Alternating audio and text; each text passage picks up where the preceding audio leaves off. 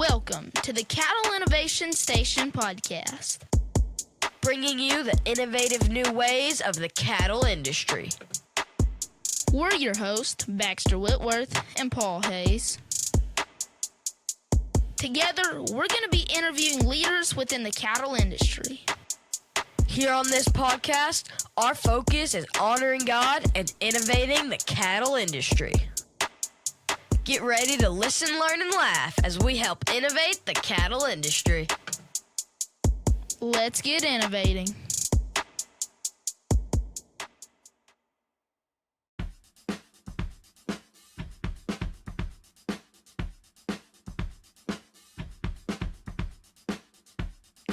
Have you been looking for a place to buy top quality AI sire semen or collect a bull of your own? Well, look no further than Elgin Breeding Services. Located in Elgin, Texas, Elgin Breeding Service is not only one of the best breeding services in the business, but also has superior customer service. Contact them at ebsbull@elginbreedingservices.com or by phone at 512-285-2019. Again, that's 512-285-2019. And visit their website at elginbreedingservice.com.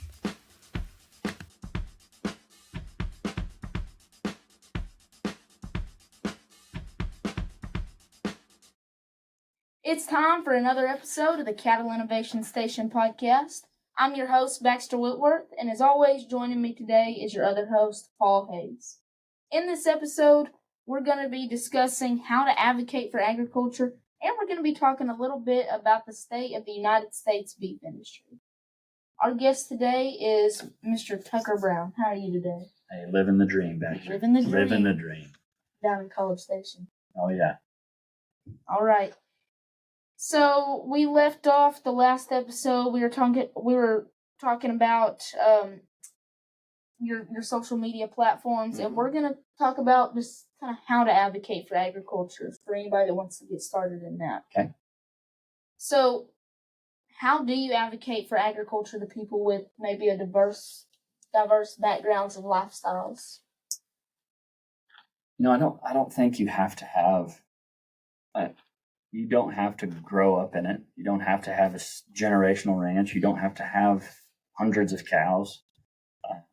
You just have to be in it a little bit, whether that's showing goats, whether that's having a garden in your backyard, whether that's trying to grow one plant in your house. We're all connected somehow to agriculture, somehow. Even if it's just eating. Even if it's just eating. Even if it's just eating. So those, advocating on the ranching side, obviously, is kind of where I'm the most familiar. And so when someone asks, how do I start? And it's easy for me to say, well, just do it. But a couple steps to take, I think, is if you started once a week, just sharing it while you were working, whether that's feeding cows, watering your goat, watering your plant, moving cows, working cows, whatever, while you're doing it, one time a week, just to turn the camera on, say, hey, it's Paul Hayes. Today we're working these cows, and this is what we do. And we vaccinate them to make sure that these diseases are not going to be hurtful to these cows. We want to, do what's best for them to keep them healthy so that they can have a healthy calf. And that's what we're doing today. And that's all it takes. And you do that. I always say once a week for 6 months. And by then, you will train your mind to notice the times when you need to video. You'll start to recognize more times like, oh, this would be a good time I can do video. And it's not scary because you can edit it. You can redo it as much as you want. You're not speaking in front of a crowd. And then you're talking about the things you already know. It's not a test. All you have to say is what you're doing. And like we said in the last episode, the truth is all we have to tell. We don't have to have an agenda with it. We can just tell the truth. So that's what I say. Once a week, say what you're doing. And that's the cool thing about advocating is you don't have to be in people's face about it. All you have to do is you're kind of opening your gates and showing people what you're doing. Absolutely. And another part about it, honestly, at first my podcast was scarier to me than talking in front of people because when you talk in front of people, I'm talking to you right now. I said something. Well, that just happened. I mean, there's no taking that back. Yeah. But now the podcast, I got to be like, oh, I messed up on that. I still have to publish this, which I mean, I do get to kind of edit some stuff out, but some Sure. stuff is just way too big to edit out, and so that to me that was always what was the scarier part. Yeah, it makes sense. Makes sense. Absolutely. And we talked about you use social media a ton to advocate. What other mediums do you use to advocate? What other just tools? Yeah. Other tools. I'm in. I mean, that's definitely my main way. Selling beef is another way. Whenever I show up to the couple places, or whenever people, another couple ways we do is we have a couple universities come to the ranch and bring beef classes. And whenever Texas Tech or A&M or Tarleton, Clarendon, we have a group from Australia coming. We've had a couple from Brazil, and when they get to be, when you set foot on the ranch, it just kind of changes things. Just like us having this conversation in person means a whole lot more to us than it does over the computer. Right. It's the same way with people in agriculture. Like they can see it on their phone all day, but when they get to touch it and feel it and smell it, that's where people. It's so memorable, and it changes the way that they think about things. It's harder and more time consuming, bigger commitment to get people to the ranch, but I do believe that it does make a big difference. Of course, and then also registered ranching. I'm a fan. Oh yeah, registered ranching. Obviously, another way that we do, and I do some speaking as well, and that's such another cool job. Like you paid to talk about ranching. That's awesome. Absolutely. And so getting to share the story of social media and family generations, and meeting people face to face, whether it's in Washington State or Florida or the Throckmorton FFA chapter. I mean, all of those places I really enjoy. Right. When we're trying to come up with like your content, how do you, on social media, on podcast, on anything, when you're bringing someone to your ranch, how do you decide what's most important to tell them, to what content to create for them? Like, how do you decide what would be most important? Well, kind of talked about it a little bit earlier. It's easier to sell what the consumer wants to buy, and it's easier to talk about what your listener wants to hear. And so it depends on what group I'm talking to. If I'm talking to a group from Dallas, like I'm going to talk about animal health. I'm going to talk about how we care for them. I'm going to talk about why we graze the way we do, why we use the antibiotics, and why that's safe.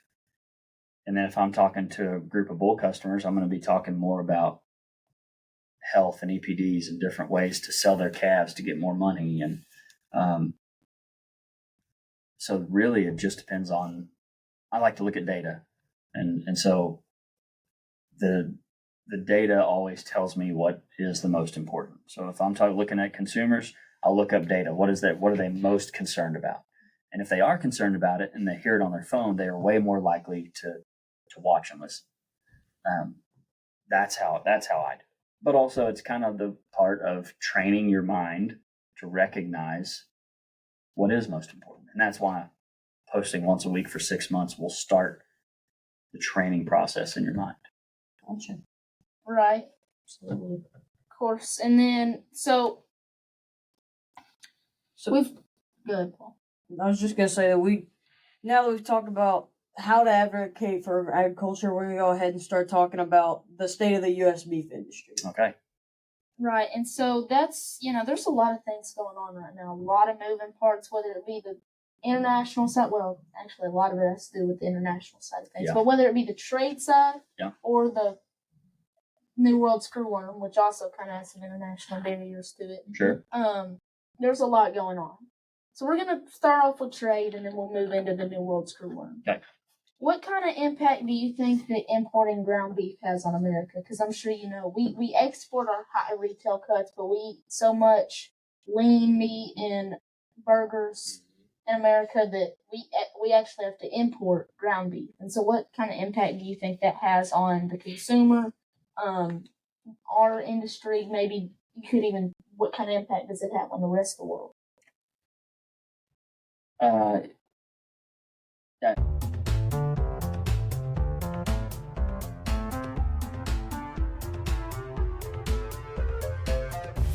If you truly want your livestock to perform at their best, make sure to contact Vance Aaron, the owner and operator of AFL Livestock Solutions. Vance specializes in MagnaWave treatments that use pulsed electromagnetic fields, or PEMF, to relieve pain, swelling, and inflammation, caused to help your livestock feel their best. In addition to livestock, Vance can also help you feel better. His treatment works great on sore muscles and joints, along with other mobility issues. His treatments are FDA approved to treat migraines. Aaron Family Livestock Solutions has helped many exhibitors make it to the backdrop with their proven MagnaWave treatments. Don't miss your next backdrop picture. Give Vance a call at 903-720-3184. Again, that's 903-720-3184. Or find them on Facebook at AFL Livestock Solutions.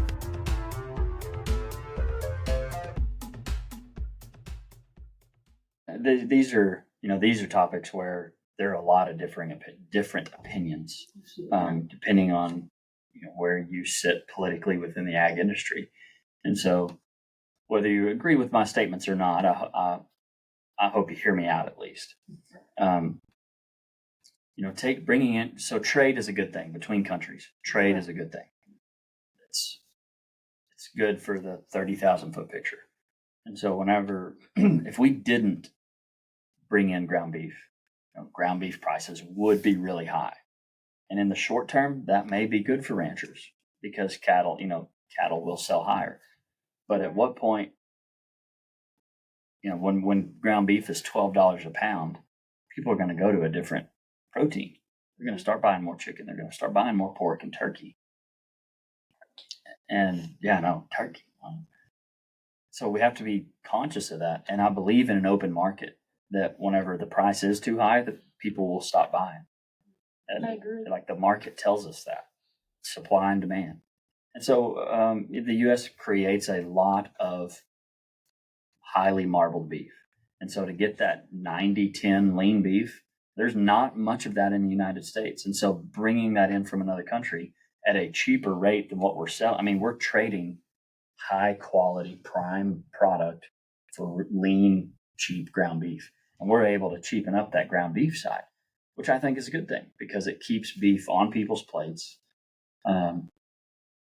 And it's still, trade increases the final price of a fat steer right now by over $400. And that's a huge number per head. Right. That's a huge number per head. And any that's able to come back to the ag industry, to the rancher, to the stocker, to the feeder, to the seed stock guy, I think that's huge. So why not take that opportunity? An open market. I believe in open market. I believe in open trade. And whenever you can make that product, or whenever you need a product, I think you should be able to trade for that. So bringing in that ground beef, I think as a whole is a good thing. Can it cause some issues as far as trust maybe from our consumership in the U.S.? It can, and we've seen it do that. But the cool part is that options are available. That if you want to know where your beef comes from, you have that option. And that's why I do think that having direct to consumer or knowing more about that beef is I think it's important that it's available because having those options for our consumers allows them to pick and choose. They may not like that we're shipping in some, so they can come over here and maybe buy a little more expensive ground beef that knows that they know more about. But if they don't care, if they just want the beef on the table that is safe, they may not know where it comes from, but it's safe, they can go back to that product. Okay. Remind me before we go to the next question, I want to have you react to a video, but I also want to talk about some stuff off of what you just said. Okay. So, I think another Well, I guess I have another question. Not on the scheduled questions. Do you think that if we were ever to reach a point where we could, with that, while still exporting our high retail cuts, do you think if we were ever to reach a point where we could supply our own amount of ground beef, that would be a good thing for the consumer and the cattle ranchers in the United States? If we could keep that, I mean, the market will tell us. My thoughts are that with all-time low cattle number, not all time, but with cattle numbers lower than they've been since the 1950s, we're in Texas alone, we're losing 1,000 acres a day of grazing and farmland due to urbanization. Right. I don't know if that's going to be, I don't know if that's in the near future anyway. So, but yeah, food is a national security. Like Right. it is a huge thing. I don't want to depend on another country to supply us food, because if they cut that off, we're in trouble. We're in trouble. So that's why it is important to have other protein sources, because if something happens in the beef industry, we need other food sources for our country. But yeah, that would if we're producing enough ground beef for our industry, I do think that's going to bring the price of the animal down, the whole animal down. But the market will tell us. Right. So You are making $500,000 and you were only going to pay me 30? You're getting 30 grand? I'm getting 1,000. Wait, you guys are getting paid?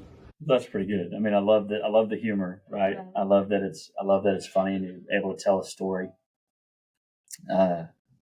It's funny how that we have all these different sectors in the industry, and we feel like we're kind of against each other. right. Like that the feeder is against the cow calf guy, or that and typically in the ranch industry, we look at the packer as a negative connotation. We need them.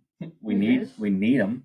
And it's kind of weird the spot we're in now, where the cow calf guy has so much leverage that these brand new packing plants that came up in 2021, when we were begging for new ones, they're hurting right now. But just because the cow calf guy has so much leverage, because there's way less cattle than there are hooks, harvesting hooks. And so, but the ranch kids part is funny. Like I love that part, because as a ranch kid, it's like, well, can I get paid? They're like, you're getting paid by living in our house. Yes. And experience. Yeah, getting paid and experiences. What are you talking about? I gave you a room and I fed you dinner. Yeah. Not legally required to do that. Right. Yes. It is legal. I was reading something that, like, your parents are allowed to force you to help with a family business. Well, they should. I mean, it's basically a chore. Yeah. I mean, I enjoy it. enjoy it. Yeah. Same. It's just funny to joke about. It is. Yes. All right. So back to trade. Being part of a large seed stock operation in the United States, and producing your own ranch-raised beef, what type of impact do you think the trade deal? I wrote down one, because at the time there was only one big recent one. Now there's three. So the Australia beef trade deal, Yep. the one with South Korea, which in case I'm sure you know, but South Korea is our largest They're importer big of on- beef. Yeah. And then the European Union. What do you think those trade deals will have an impact on beef? Mm. Seeing as they do all have some concern with beef, Yeah, or they do. beef products, Mhm. not necessarily live genetics. I don't know how much. Here's the deal I do know is that U.S. beef is really sought after because of how much marbling we have. Yeah. It's not like a Wagyu, but it is kind of that choice and prime is just so sought after in the U.S. and South Korea and Japan, other Mexico, all these different places that are buying from the U.S. because the U.S. is so good at making that product. Other places around the world, like Australia and the EU, they tend to like the lean beef. Now, I don't know if it's because that's what they grew up with, or if it's because they've tried both, grass-fed and grain-fed, and they like that more. In my American Texan mind, it's because they haven't tried our product yet.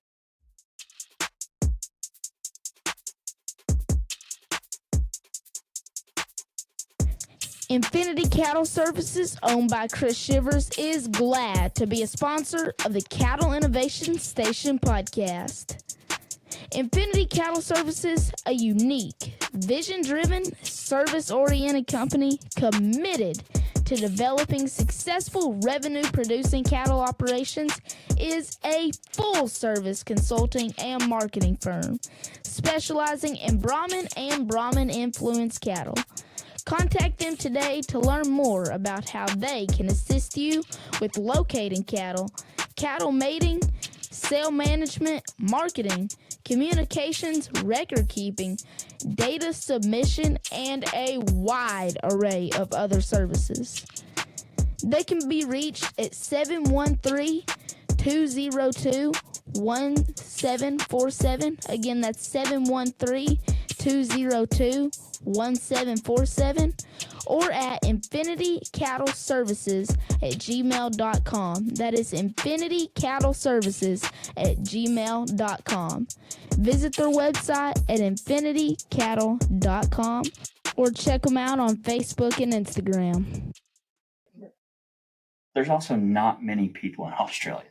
There's more people in Texas than there is in the whole country of Australia. Really, I did not know. I didn't know this. I mean, there's somebody's probably going to call me wrong. It's wanting to make me look it up, but there are not many people in Australia. And so is that they're already exporting a ton of beef. And so are we going to trade much in there? Honestly, I don't think so. Like maybe it's a long game, like in 15 years, maybe we are. Like if they try our product and they like it and they want that grain-fed, high marbling, tender beef, that maybe they will. I see some more opportunity in the EU probably than I do in Australia, just because of how many people are over there. South Korea, I'm excited about that one, just because they already eat a lot of our beef, and more opportunity is always really good. Absolutely. Okay, so according to Microsoft Edge, there is 26.8 million people in Australia, and there is 31,290,000 people in Texas. There you go, more people in Texas than the whole country of Australia. That's pretty good. Yeah. That is just crazy. Isn't it wild to think about? That whole continent. So that's why I don't think that's going to be a huge trade deal, just because there's not many people. So what do you think? Because I mean, they're already our largest importer, South Korea is, but now they're taking away tariffs on our beef. So do you think that'll have any impact? Do you think people are already, I think buying so. our beef more than anybody else? Yeah. I mean, they are, but also, if it's cheaper and more affordable for that South Korean citizen, are they going to buy? If they already like it and it's more affordable, are they going to buy more? I think so. I think the typical supply and demand tells you that they would buy more, but maybe they're already at their max capacity of beef consumption. The market will tell us. Right. But more opportunity is always good. I think more opportunity is always better. Absolutely. So, I mean, shame on me for not knowing, but before this, did the EU consume much American beef at all? Oh, I can't say I'm extremely studied on the EU, but similar to, I have some theories. They're not hard statements, but I do have theories that other countries like the EU are protecting their ranchers by not importing our beef. I think if they did import U.S. beef, that they would love it, and that it would take the EU rancher so long to produce, maybe not so long, but long enough that it would hurt the EU rancher. Right. And just like I was stating earlier, that food security is national security, they don't want to depend on the U.S. to produce them beef, because if we cut that off, they're in trouble. That's right. Absolutely. That's a theory. Okay, that's not my hard statement. That's just thinking out loud, brainstorming. And I've been over there.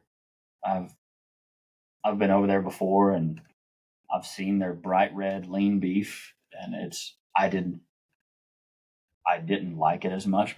Probably because I wasn't at home, right? Like it didn't feel like home. But I tend to like, if there's a select steak and a choice steak, like I'm always going to pick choice. Right. If there's a Choice. choice steak and a prime steak, I'm going to pick prime.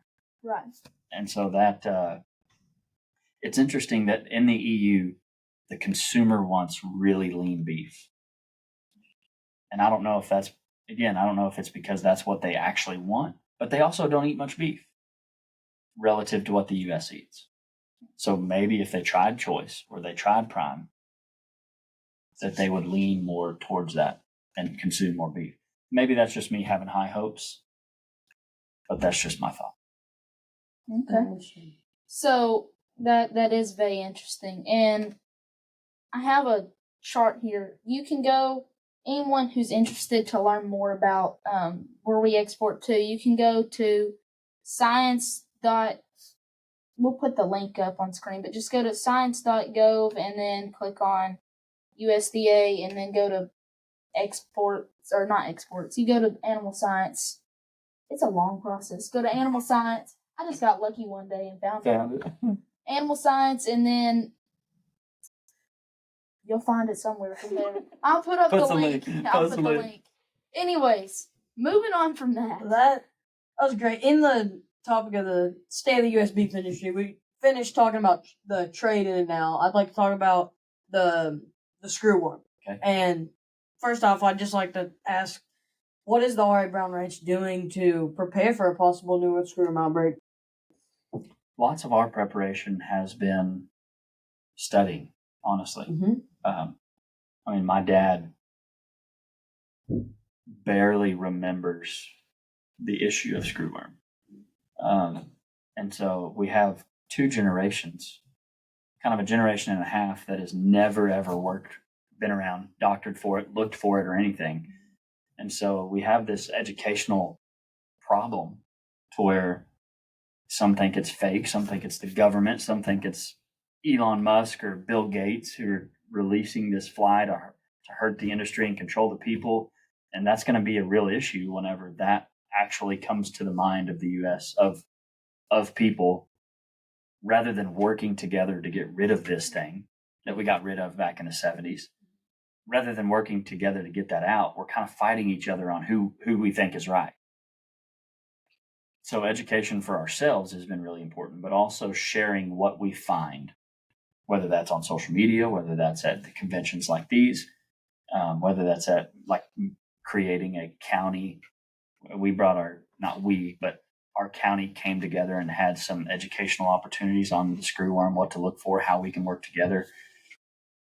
Because I think it's really important that we share what this is, how serious it is, and how we can work together to get rid of it. So those are the things we're doing. We already do a lot of things. Whenever we're calving, we ride through those cattle every 2 days. We have enough help that we're around our cattle so much, and there's a lot of ranches that don't do that. They don't have the labor force that we have, or they live away from their ranch. Not everybody has that opportunity. So we're kind of the way we work, we're prepared for it. Absolutely. I think. We may find out differently. If you don't mind asking, when are y'all's calving seasons? So we calve in the spring. So January to April. Gotcha. And we may have to trim down on that April calving. We may have to shut it down in March if the screwworm gets here and stays. Yes, sir. Cross our fingers that's not going to be a thing. That's one of the main things that I've kept coming off of is calving seasons being in the winter, because the flies, obviously we know flies here, and the flies are going to almost behave the same in that sense. They're not as active during the cold months, and they're way more active during the summer. Yes. So it's better to calve during the colder months. And for anyone who's listening to this is just some stuff that I've read, because I did some research on it for a speech. And that is calving seasons, and then just looking for open wounds and knowing that when we dehorn, when we brand, and when we castrate, we're creating wounds that the screwworm will lay flies in if we don't clean those and watch those and take care of those properly. Yeah, and if any listeners don't know what that New World screwworm is, which is fair, because we haven't had it here since the 70s. It is a live flesh-eating maggot that will kill whatever it's eating. It will eat an animal alive until it's dead. So it's a serious thing that we can work together to get rid of. Of course. And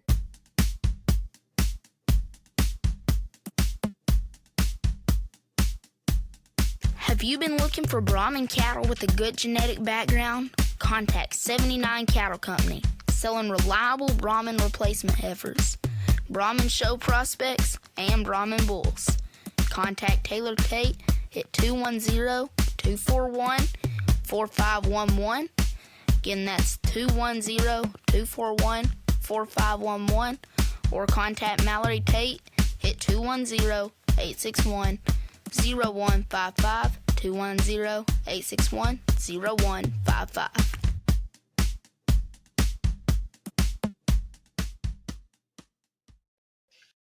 I mean, it's a scary deal that possibility could happen, especially right now, seeing as, like you said, we're at the lowest we've been since the 50s, and our cattle herd size not good. But we will have to work that. Hopefully, it won't get here. Secretary Rollins has done a lot to try and keep it out, and we're trying to develop new facilities and stuff. But that's definitely a problem. In case of an unfortunate New World screwworm outbreak, which would likely raise the prices of beef? Because, like we said, we're already at the lowest we've been since the 1950s. We'd have more calves, or that would, unfortunately. Right. Anyways, Right. How do you see that impacting the consumption of beef, or in the demand? Because, like you said earlier, if we were to not import ground beef and now were to raise ground beef prices, people could sought out a different protein source. So do you think that'll change the demand for beef? I don't think so. I think we have, this is from, and it's cool that I get to come to conventions like this. I get to go to like 5 or 6 a year, and at every one they have a market analysis speech or talk from somebody who is just so good at studying the market. Everything that is on the market right now just has such a strong hold because of the simple equation of supply and demand. We have low supply and we have really high demand. Can screwworm hurt our demand? I think it can a little bit. Only because of fear of the unknown. Is this going to be in my beef?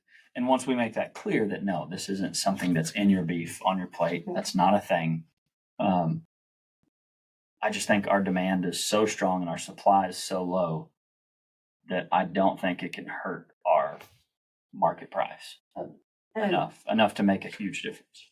Bester, you were saying that it might, people might go to an alternative protein source. It's going to raise the price for all livestock, because this doesn't just affect the beef industry. This affects, your pigs, your goats, your cattle, chickens. Chickens. I don't know if it affects them as much, just because they're not mammals.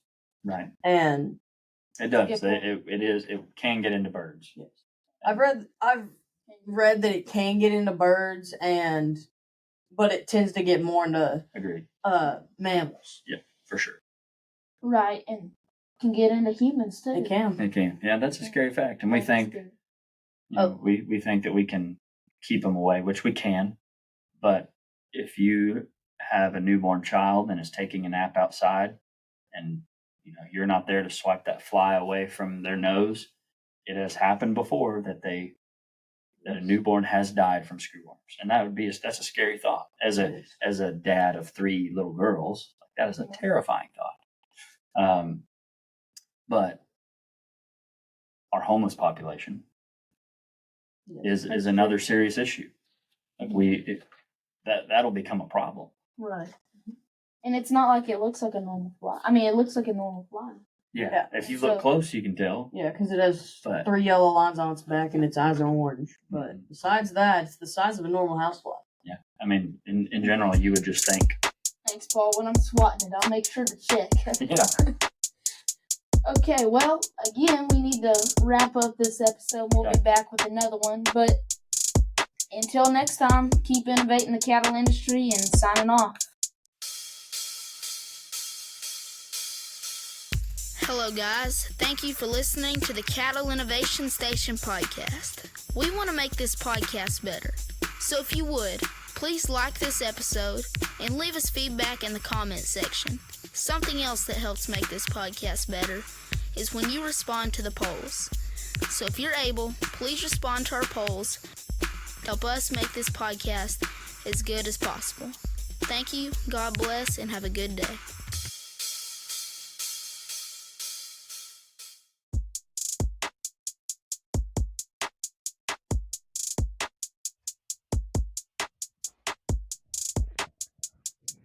Thank you for listening to the Cattle Innovation Station podcast. We hope you enjoyed the show. We're your hosts, Baxter Whitworth.